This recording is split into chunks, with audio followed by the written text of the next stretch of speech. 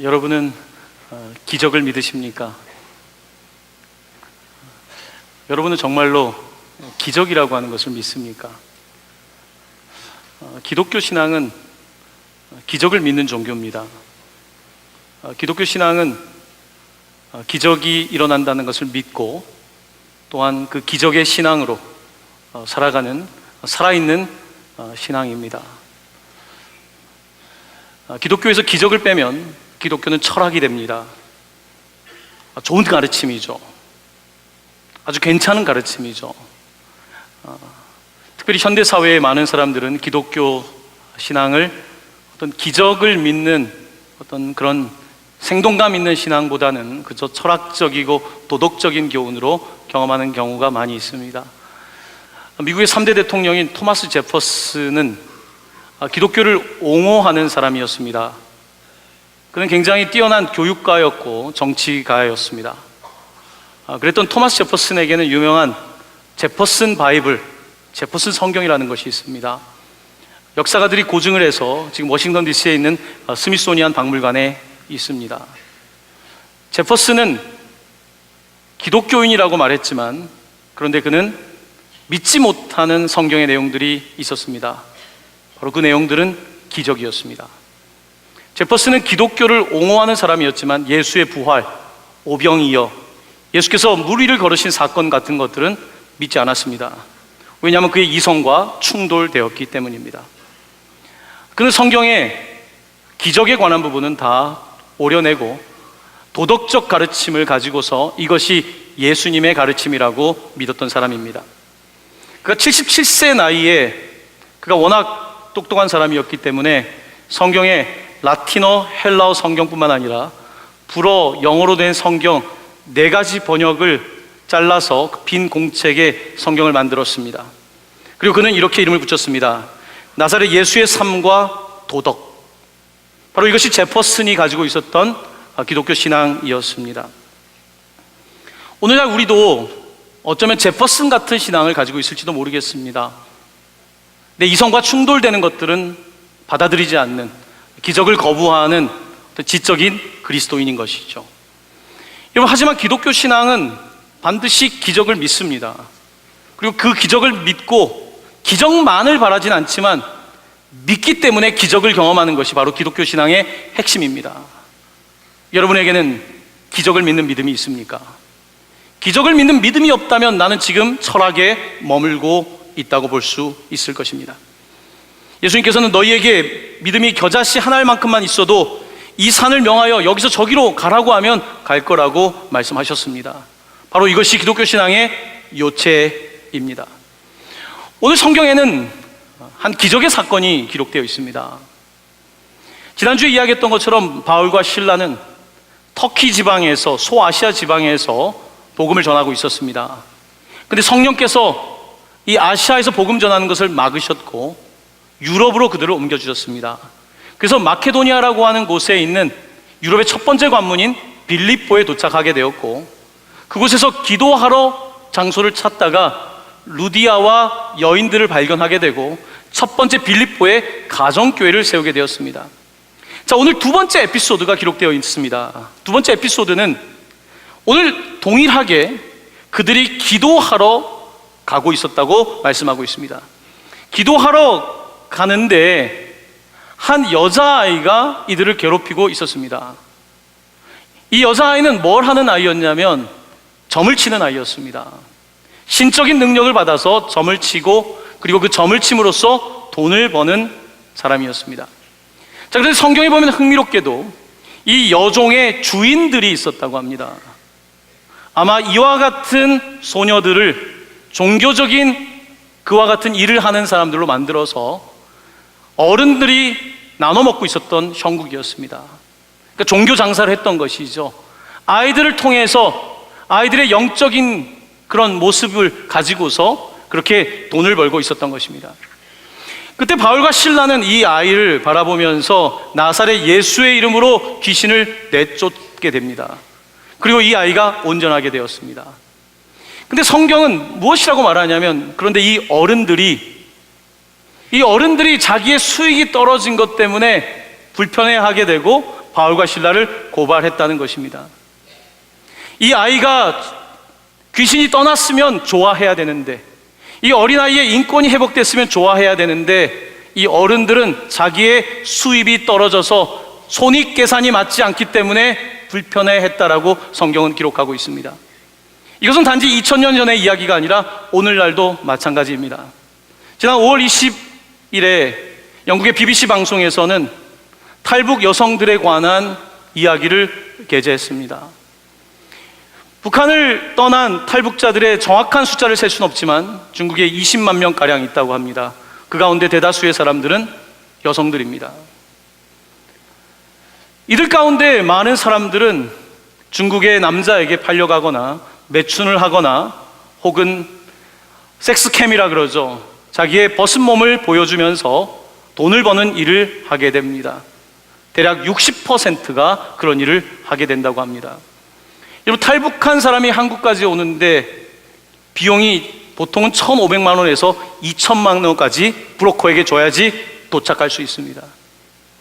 탈북을 하고 나서 어떻게든지 남한 땅까지 혹은 미국이나 다른 곳에 난민으로 가기 위해서 나오지만 결국은 브로커에게 속아서 그렇게 팔려가는 여성들이 많이 있습니다. BBC 방송에서는 이번에 2명의 여인이 그런 비즈니스에 사용되다가 건물에서 이불을 묶어가지고 도망치는 장면을 보여주었습니다. 그 가운데 어떤 사람은 이런 인터뷰를 합니다. 북한 여성의 이야기입니다. 내가 만난 첫 번째 남성은 남한의 성매수자였다는 겁니다. 남한 첫 번째 만난 사람이 바로 남한의 성을 사는 남자였다는 이야기를 읽으면서 얼마나 마음이 아프던지요. 여러분, 안타깝게도 지금 이런 일을 하는 북한의 여성들 가운데는 나이가 어리게는 9살, 10살까지 있습니다. 이와 같은 권력의 카르텔이 형성되어 있는 것이죠. 이 사람들이 자유를 얻는 것에 관심 없습니다. 이 사람들을 통하여 자기의 주머니 챙기기에 바쁜 것입니다. 예전에 2000년 전에 빌립보나 지금이나 사람들은 사람의 인권에 별로 관심 없습니다. 타인의 삶이 어떤지에 관심 없습니다. 그저 내 손익계산이 맞는다면 그것은 좋은 사업거리가 되는 것입니다. 몇 년 전에 네팔에 갔을 때 카트만두 수도에 더바르 광장이라고 하는 그들이 굉장히 소중하게 여기는 힌두교 사원이 있습니다. 그곳에 가면 여러분 들어보셨는지 모르겠지만 쿠마리라고 하는 여신이 있습니다. 이 여신은 그냥 신상이 아니라 살아있는 아이입니다. 이 쿠마리는 보통 3세에서 8세 사이에 찾는데 여신이 이 아이에게 임한 거죠. 그래서 이 아이를 사람들이 경배합니다. 왕도 숭배하고 많은 사람들이 돈을 갖다 냅니다. 쿠마리. 이 쿠마리를 뽑기 위해서는요, 굉장히 과정이 복잡합니다.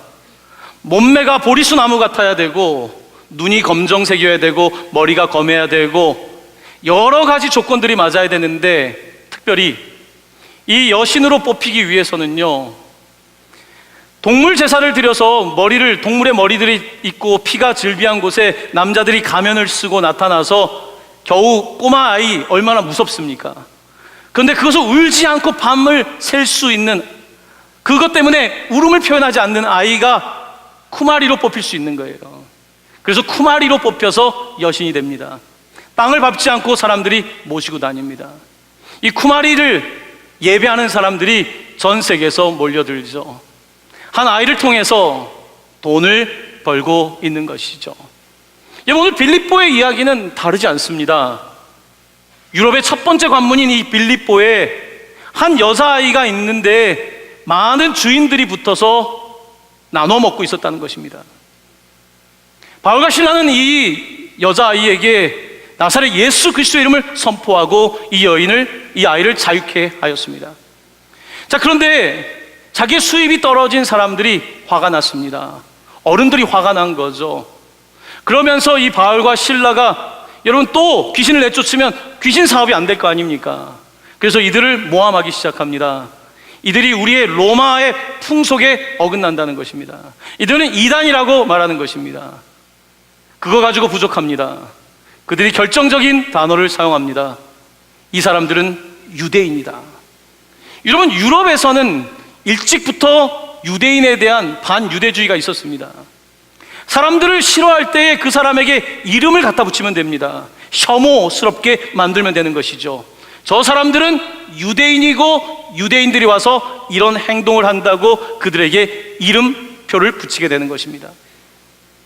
그리고 사람들은 그 대중심리에 선동이 되어서 이 바울과 실라의 옷을 벗기고 매질을 하고 감옥에 가두게 되었다고 오늘 본문은 말씀하고 있습니다. 감옥에 갇히게 된 바울과 실라, 얼마나 아프고 감옥에서 고통스러웠겠습니까? 근데 그들은 기쁨이 있었어요. 어떤 기쁨이었냐면 한 여자아이에게서 귀신이 떠나가고 이 여자아이가 회복된 것이 기뻤어요. 어떤 사람들은 돈 때문에 이 아이를 사용하고 이들을 감옥에 갇힌 것으로 이제 기뻐하고 있는데, 오늘 바울과 실라는 한 영혼을 구원한 것으로 인하여 기뻐합니다. 너무 기뻐서 기도하고 있습니다. 찬송하고 있습니다. 이들이 경험하고 있는 이 기쁨을 누가 이해할 수 있겠습니까? 오늘 세상은 빌립보와 다르지 않습니다. 어떤 사람은 생명에 관심이 있지만 어떤 사람들은 오직 돈과 비즈니스밖에 모르는 것이지요. 이번 주 화요 복음통일기도회에 박한나 목사님이라고 하는 70대 여자 목사님이 말씀을 전해주셨습니다. 이 목사님은 김익두 목사님이라고 하는 분의 손녀 며느리입니다. 김익두 목사님은 한국의 베드로라고 불리는 목사님으로서 150개의 교회를 개척했고, 그리고 766번의 부흥회를 인도했던 아주 전설적인 목사님입니다. 이 목사님이 북한에서 이제 신사참배를 거부하고 그러는 과정 속에서 결국은 공산당에 의해서 순교를 하게 됩니다. 그리고 그 신앙이 죽어 있을 것 같았지만 그 신앙이 계속해서 지하를 통해서 연결된 거죠. 이 박한나 목사님 자신도 믿는 가정에서 태어났습니다. 북한 공산당에 이제 이념 교육이 시작되고 나서 신앙생활을 할 수는 없지만 박한나 목사님은 기억하고 있더라고요. 어린 시절 어머니가 중얼거렸다는 겁니다. 중얼거림은 지나고 났더니 기도였던 거예요. 집에 혼자 된 여성들이 많이 왔다는 거예요. 그들은 무엇을 했을까? 왜 우리 집에 그런 여성들이 있었을까? 그들은 같이 신앙을 지키는 사람들이었던 거예요. 다 신앙을 이해하진 못해도 북한 정권 아래에서 신앙을 지켰던 그들. 하지만 1990년도에 고난의 행군 시절, 아침에 자고 일어나면 옆집에 아이가 죽고 옆집에 부인이 죽고 이런 일들이 질비하던 때에 남편은 탈북을 하게 되고 그곳에서 복음을 접하고 복음을 전하는 사람으로 삽니다. 그런 과정 중에 누명을 당하고 다시 북한으로 압송되어 정치범 수용소에서 또 사람들에게 복음을 전하고, 그러면서 남편은 순교를 하게 되었다는 겁니다. 남편이 순교하고 나서 너무나 어려웠던 그 시절, 26살 된 딸이 먹을 것이 없어서 자기 눈앞에서 죽은 거예요. 그리고 결국은 자신도 탈북을 결정하게 되었습니다. 탈북을 했는데 탈북을 하고 나서 갈 데가 그 당시에 교회였습니다. 그래도 교회 가면 산다 하니까 탈북자들이 교회를 갔어요.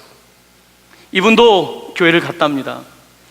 교회를 갔는데 그 교회를 갔더니 성도님들이, 우리 교회도 안내팀에서 안내를 아주 잘 해주시는데요, 거기에 갔더니 성도님들이 사랑합니다라고 하는 이런 그런 글씨가 써 있는 것을 이렇게 차고 있더래요. 사랑합니다. 이 말은 북한에서 잘 쓰지 않는 표현이래요. 부부 사이에도 사랑한다는 말을 잘 안 쓴답니다. 부모님이 자식한테 사랑한다는 말도 잘 안 쓴대요. 사랑한다는 말은 수령께서 백성에게 자애를 베풀 때 사랑한다는 표현을 쓴다는 겁니다. 교회 갔는데 사랑이라는 말이 너무 부끄러웠다는 거예요. 그리고 교회 갔더니 또 인사시킬 때 옆에 있는 분들에게 사랑합니다. 이게 뭔가, 서로 모르는 남자 여자도 있는데 사랑합니다. 사랑하는 성도 여러분, 옆에 있는 분들 보시고 사랑합니다 하고 한번 사랑합니다, 진심을 다해서 한번 인사해 보시길 바랍니다. 사랑합니다. 사랑합니다. 근데 이상하죠? 이제 동방교회는 좀 익숙해졌는지 모르겠지만요, 그 말이 그렇게 어색했답니다. 사랑, 부부 사이에도 말하지 않는 사랑, 그 사랑을 조금씩 알아가게 됐다는 겁니다. 하나님의 사랑을 알게 되었다는 거예요. 그러는 와중에 이제 그 기쁨을 누리고, 그런데 이제 탈북을 하고 나서도 워낙 서로 고발하고 통제하는 시스템에 있다 보니까 서로 배신하고 하는 일들이 많은가 봅니다. 또 어려운 일을 당하고 이분도 다시 북송이 된 겁니다.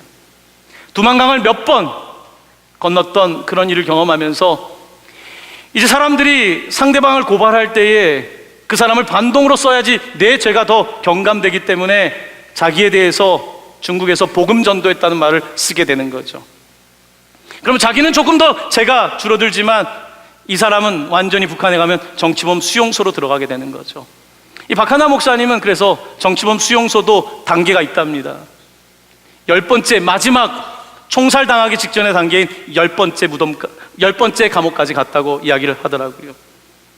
자, 그 감옥에 있는데 그곳에 있으면서 소망이 끊어진 곳에, 몸도 너무 약하고 의사들도 많이 살지 못한다고 했는데 그곳에서 하나님을 붙잡고 있는데 죽지 않는 거예요. 죽을 것 같은데 살아있는 거예요. 그때 하나님께서 이런 음성을 주셨답니다. 희생해라.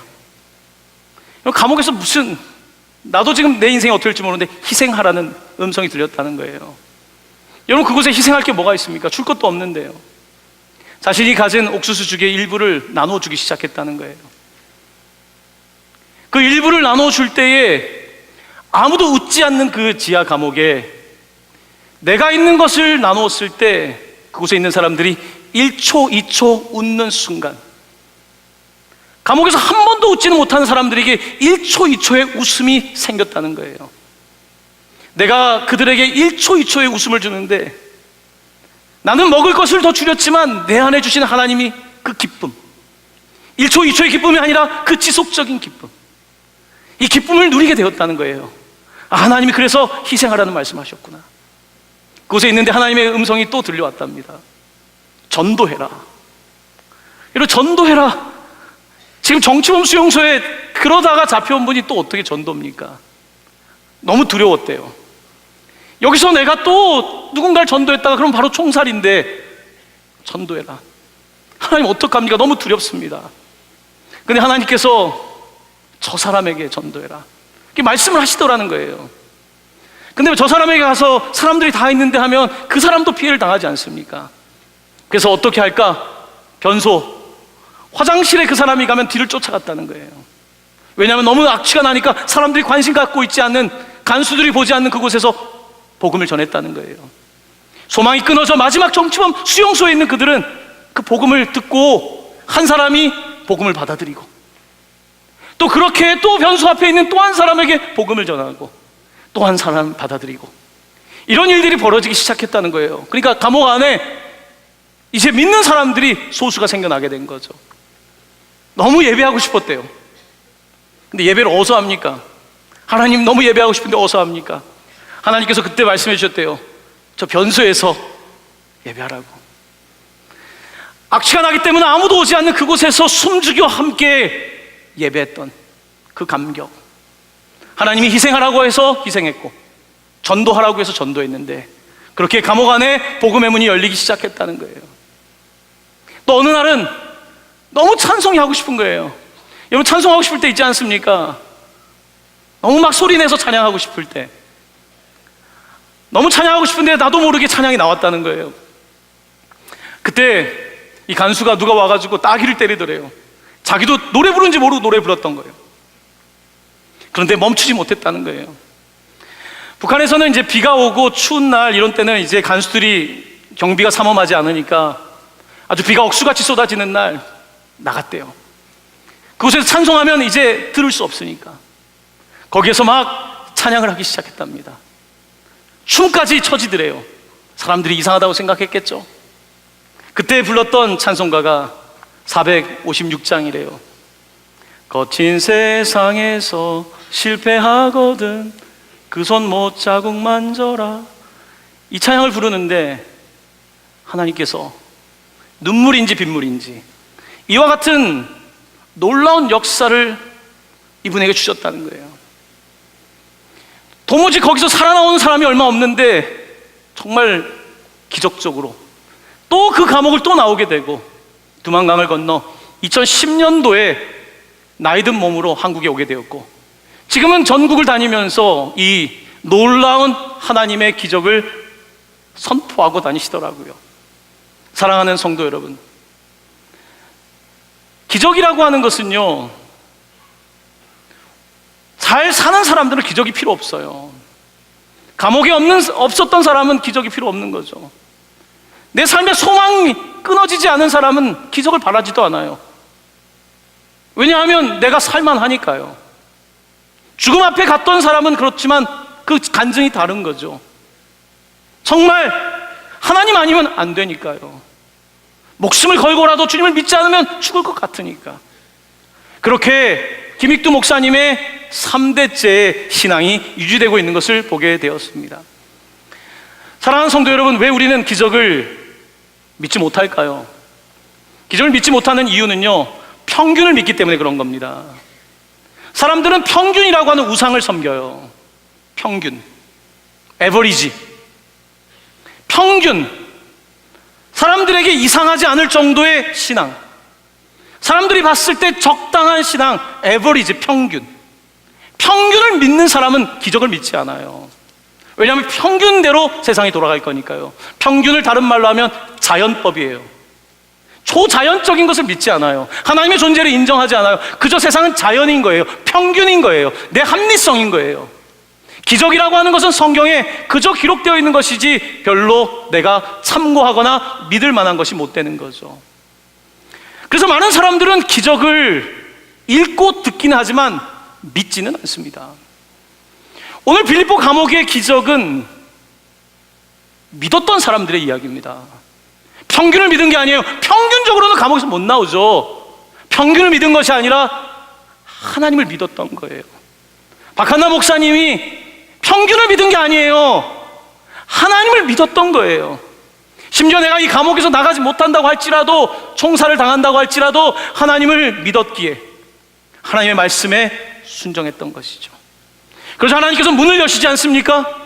감옥에 있는 사람들이 복음을 듣지 않습니까? 그것뿐만 아니라 살아남아서 남한에 와서 복음을 전하지 않습니까?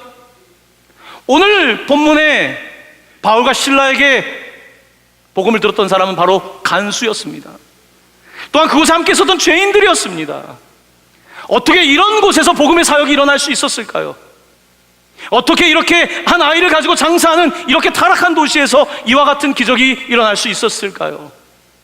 바울과 실라가 기도하고 찬송했기 때문입니다. 기도와 찬송할 때에 감옥의 문이 열린 거예요. 이것도 자연법입니까? 그때 우연히 지진이 일어난 겁니까? 아닙니다. 하나님께서 지진이 일어나게 하셨어요.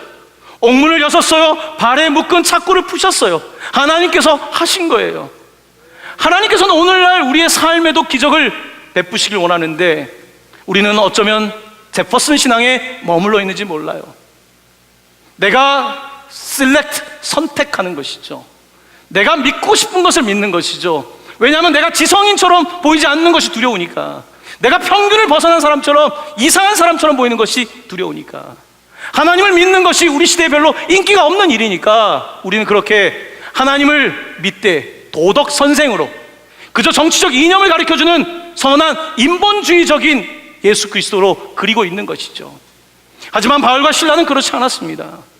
오늘 우리의 기독교 신앙이 기적을 제외한다면, 기적 때문에 믿는 것은 아니지만 믿음이 있을 때 기적이 일어난다는 이 놀라운 성서의 증언을 믿지 못한다면 우리는 반쪽이 아니라 반의 반도 되지 않는 신앙인에 머물고 마는 것입니다.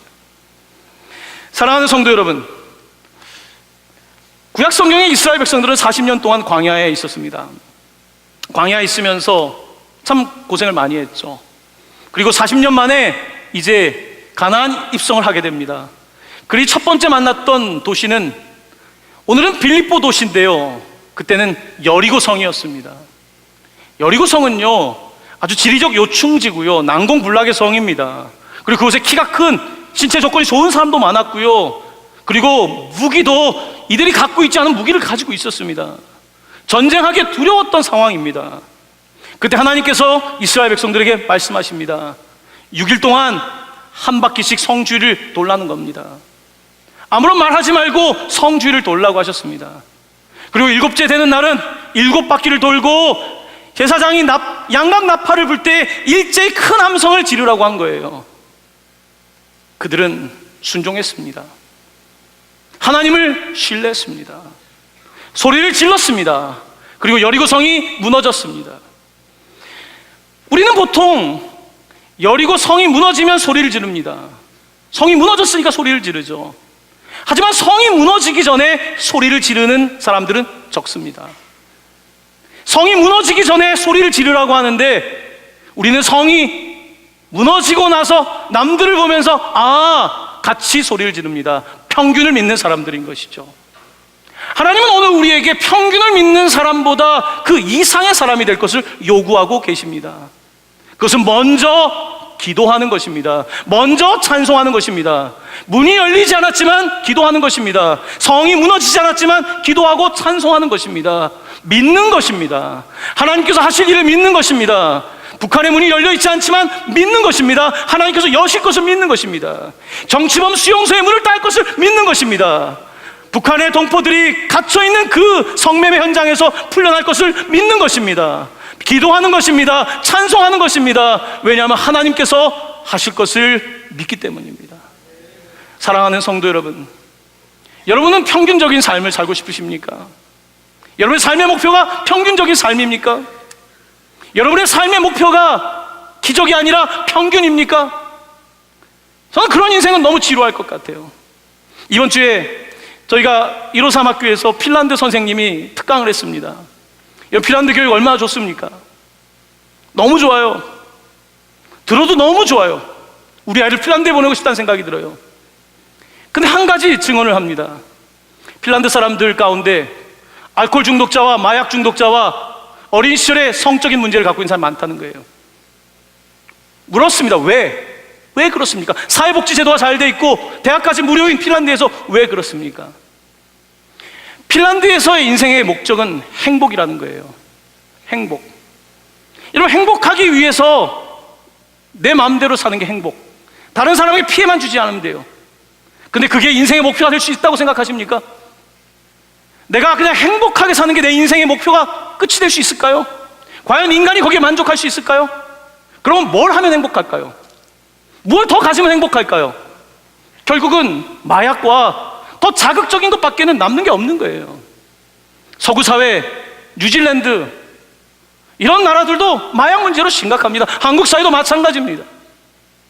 사랑하는 성도 여러분, 우리의 삶의 목표는 그저 이 땅에서의 행복, 이 땅에서의 평균적인 삶, 적당한 중산층의 삶이 아닙니다. 하나님께서 오늘 우리에게 요구하는 삶은 그 이상의 삶입니다. 바로 그것은 기적을 사는 것입니다. 하나님의 기적에 함께 써나가는 역사의 증인이 되는 것을 하나님께서 요구하고 계시는 것입니다. 오늘 감옥의 문이 열렸습니다. 감옥의 문이 열렸어요. 오늘도 자기의 감옥에 갇혀있는 사람들이 많습니다. 알코올 중독이라는 감옥에 갇혀있는 사람들이 우리 성도님 중에도 있습니다. 남에게 말하지 않지만 비밀의 중독에 빠져있는 사람들이 많습니다. 범죄에 빠져 있으면서 갈등하고 있는 우리의 모습을 봅니다. 여전히 자기의 감옥에 갇혀 있지만 그 감옥에서 적당하게 행복을 누리는 평균적인 삶을 살고 있는 사람들이 많다는 것입니다. 사랑하는 성도 여러분, 주님께서 여러분들을 부르십니다. 기적으로 부르십니다. 믿음으로 부르십니다. 새로운 삶으로 부르십니다. 영원한 삶으로 부르십니다. 이 삶이 이것만 두려워하고 있지 않습니까? 오늘 바울과 실라처럼 기도하시기를 바랍니다. 찬송하시기를 바랍니다. 문이 열리는 역사가 성경의 이야기가 아니라 여러분의 이야기가 될 수 있게 되기를 예수님의 이름으로 간절히 축원합니다. 아멘.